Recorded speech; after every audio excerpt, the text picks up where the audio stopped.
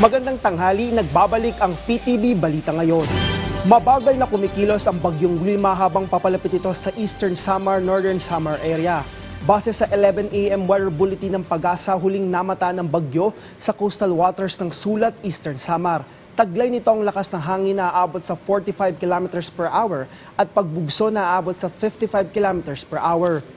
Nakataas ang Tropical Cyclone Wind Signal number 1 sa Sorsogon, Masbate, kabilang ng Ticao at Burias Islands, Romblon, southern portion ng Oriental Mindoro, southern portion ng Occidental Mindoro, northernmost portion ng Palawan, kabilang na ang Cuyo, Calamian at Cagayan-Silio Islands, Northern Samar, Eastern Samar, Samar, Biliran, northern and central portions ng Leyte, northern at central portions ng Cebu, kabilang na ang Bantayan Islands at Camotes Islands, northern portion ng Negros Oriental, northern at central portions ng Negros Occidental, Guimaras, Iloilo, Capiz, Aklan, Antique, kabilang na ang Caluya Islands.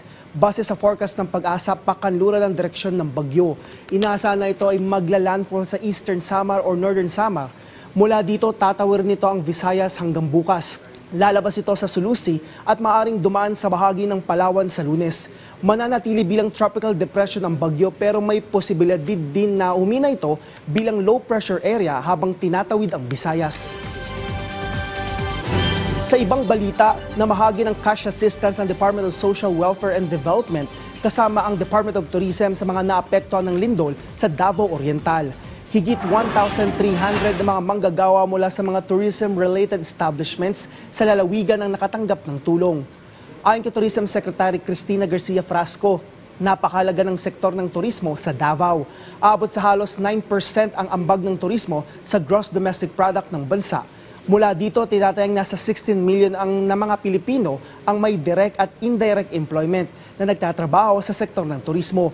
Binigyang diin naman ni DSWD Secretary Rex Gatchalian ang direktiba ng Pangulo na kasama sa prioridad ang mga tourism workers sa post-disaster assistance.